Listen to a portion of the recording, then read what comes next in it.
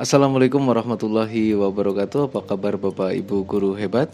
Pada video kali ini kita akan membahas tentang perbedaan antara kurikulum Merdeka dengan kurikulum yang pernah berlaku sebelumnya. Silahkan disimak pembahasan dalam video ini, jangan di skip dan semoga bisa menambah pemahaman Bapak Ibu terkait dengan kurikulum Merdeka.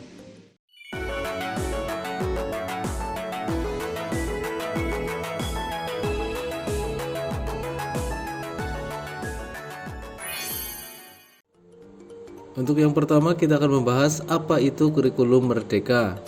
Menurut BNSP, kurikulum Merdeka Belajar adalah suatu kurikulum pembelajaran yang mengacu pada pendekatan bakat dan minat. Di sini, peserta didik dapat memilih pelajaran apa saja yang ingin dipelajari sesuai dengan bakat dan minatnya. Kurikulum atau program Merdeka Belajar ini diluncurkan oleh Menteri Pendidikan, Kebudayaan, Riset, dan Teknologi yaitu Nadiem Makarim sebagai bentuk dari tindak evaluasi perbaikan kurikulum 2013. Sebelumnya, kurikulum ini juga disebut sebagai kurikulum prototype yang merupakan salah satu bagian dari upaya pemerintah untuk mencetak generasi penerus yang lebih kompeten dalam berbagai bidang. Yang berikutnya mari kita mengenal unsur perubahan pada kurikulum Merdeka di semua jenjang pendidikan. Bahwa kurikulum prototipe adalah bentuk sederhana dari kurikulum 2013 dengan sistem pembelajaran berbasis pada proyek tertentu atau project based learning. Merdeka Belajar atau kurikulum prototipe ini telah diuji cobakan pada setidaknya 2.500 sekolah penggerak dan juga SMK pusat keunggulan yang ada di Indonesia. Peluncuran kurikulum Merdeka juga diiringi dengan peluncuran platform Merdeka Mengajar sebagai dukungannya. Lalu unsur apa sajakah yang ada dalam kurikulum Merdeka ini secara garis besar akan kita bahas berdasarkan pengelompokan berikut. Yang pertama yaitu berdasarkan unsur perubahan pada semua jenjang, dan yang kedua yaitu berdasarkan unsur perubahan pada jenjang tertentu saja. Kita bahas terlebih dahulu untuk unsur perubahan pada semua jenjang. Yang pertama, guru dan kepala sekolah diberi otonomi penuh. Pada kurikulum Merdeka, guru dan kepala sekolah diberi otonomi penuh untuk mengolah dan mengembangkan kurikulum sesuai dengan tahapan capaian dan perkembangan peserta didik. Guru diberi keleluasaan untuk fokus pada pengembangan kompetensi, minat, bakat, serta karakter peserta didik dan bukan pada ketuntasan materi. Guru dan kepala sekolah memiliki otonomi untuk mengevaluasi capaian murid serta memastikan proses belajar mengajar mengubah dan membentuk karakter peserta didik. Yang kedua, peserta didik ditempatkan sebagai subjek.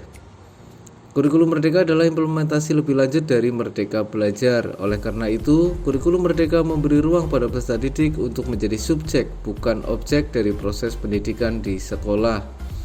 Tujuan pokok dari proses pendidikan menurut kurikulum Merdeka adalah perkembangan bakat, minat, perubahan karakter, dan skill peserta didik. Itu hanya mungkin terjadi jika mana peserta didik menjadi subjek yang aktif dalam proses pendidikan dan pengajaran. Yang ketiga yaitu standar kompetensi dirumuskan lebih sederhana.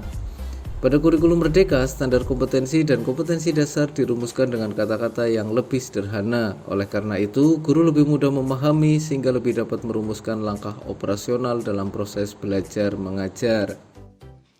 Yang keempat, materi lebih ringkas dan esensial. Selain rumusan standar kompetensi, materi pengajaran pada kurikulum Merdeka juga lebih ringkas dan esensial. Karena lebih esensial, maka pengajarannya lebih dalam lagi. Guru dapat berkreasi secara instruksional untuk fokus pada pengembangan karakter, skill peserta didik, melalui pengajaran dengan pendekatan proyek. Penerapan pendekatan proyek sangat ditekankan dalam kurikulum Merdeka. Dan yang kelima yaitu pelajaran PPKN diganti dengan pendidikan Pancasila. Perubahan dimaksudkan untuk menekankan Pancasila sebagai landasan filosofi dalam berbangsa dan bernegara, terutama dimaksudkan untuk membiasakan peserta didik memahami dan menghayati nilai-nilai Pancasila dan menerapkannya dalam keseharian. Sebelum kita lanjutkan, silakan Bapak Ibu klik tombol subscribe bagi yang belum, bila mana Bapak Ibu merasakan ada manfaat yang diperoleh dari channel ini. Bila mana tidak, maka mohon tinggalkan saran dan kritik yang membangun di kolom komentar agar channel ini bisa berkembang lebih baik lagi dan lebih memberi kebermanfaatan bagi kita semua. Yang berikutnya kita akan membahas unsur-unsur perubahan pada jenjang tertentu saja. Yang pertama, unsur perubahan pada jenjang sekolah dasar. Unsur perubahan pada kurikulum merdeka di jenjang SD adalah yang pertama, terjadi penggabungan mata pelajaran IPA dan IPS menjadi ilmu pengetahuan alam dan sosial atau disingkat dengan IPAS. Penggabungan ini dilakukan sebagai langkah penyederhanaan mata pelajaran yang ada di SD dan agar peserta didik memahami lingkungan sekitar secara lebih utuh. Yang kedua yaitu mata pelajaran bahasa Inggris di SD pada kurikulum merdeka dijadikan bidang studi pilihan bagi peserta didik yang ingin mempelajari bahasa Inggris sejak di bangku SD dan tidak lagi menjadi mata pelajaran muatan lokal seperti pada kurikulum sebelumnya. Perubahan di jenjang sekolah menengah pertama. Unsur perubahan pada kurikulum merdeka di SMP terdapat pada dua hal. Yang pertama, terjadi pada mata pelajaran informatika. Pada kurikulum sebelumnya, mata pelajaran TIK adalah mata pelajaran pilihan bersama dengan prakarya. Pada kurikulum merdeka, informatika menjadi mata pelajaran wajib. Perubahan yang kedua, pada kurikulum seni, peserta didik tidak lagi mempelajari semua cabang seni seperti seni tari, seni musik, seni suara, dan teater sekaligus. Pada kurikulum merdeka, bidang seni dipelajari oleh peserta didik sesuai dengan bakat dan minatnya masing-masing. Unsur perubahan pada sekolah menengah atas. Yang pertama, di SMA tidak lagi diberlakukan peminatan. Di kelas 10, para peserta didik mempelajari mata pelajaran secara umum, sedangkan di kelas 11 dan 12, peserta didik diberi kebebasan untuk memilih kombinasi mata pelajaran sendiri sesuai dengan bakat, minat, rencana studi di perguruan tinggi, dan juga rencana karir pasca studi. Langkah ini merupakan salah satu bentuk implementasi dari konsep merdeka belajar di jenjang SMA. Yang kedua, para peserta didik wajib menulis esai ilmiah sebagai syarat kelulusan di kelas 12. Hal ini dilakukan untuk membentuk sikap ilmiah, berpikir sistematis, berpikir kritis dan analitis bagi peserta didik. Perubahan yang berikutnya pada jenjang sekolah menengah kejuruan. Yang pertama, pada kurikulum merdeka, struktur mata pelajaran dijadikan lebih sederhana dalam dua kelompok mata pelajaran saja, yakni kelompok mata pelajaran umum dan kelompok mata pelajaran kejuruan. Untuk memperkuat penguasaan kompetensi dan skill kejuruan, presentasi untuk kelompok mata pelajaran kejuruan yang tadinya 60% ditambah menjadi 70%.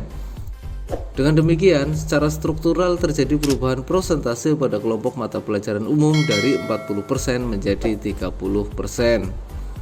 Yang kedua, pada kurikulum merdeka terjadi perubahan pada status praktek kerja lapangan atau PKL yang sebelumnya tidak menjadi mata pelajaran wajib, kini menjadi mata pelajaran wajib.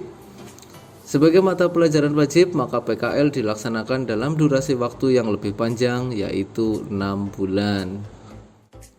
Itulah tadi perbedaan mendasar antara kurikulum merdeka dengan kurikulum sebelumnya, utamanya kaitannya dengan unsur perubahan pada semua jenjang pendidikan dan unsur perubahan pada jenjang tertentu saja. Untuk materi yang berikutnya kita akan bahas lebih detail lagi terkait dengan pertanyaan-pertanyaan yang sering ditanyakan terkait dengan kurikulum merdeka. Untuk itu jangan sampai ketinggalan informasi penting berikutnya. Jangan lupa klik tombol subscribe dan nyalakan lonceng notifikasi agar Bapak Ibu tidak ketinggalan informasi menarik lainnya. Terima kasih telah menyimak. Sampai bertemu pada pembahasan kurikulum merdeka berikutnya. Mohon maaf atas segala kekurangan. Kami akhiri. Assalamualaikum warahmatullahi wabarakatuh.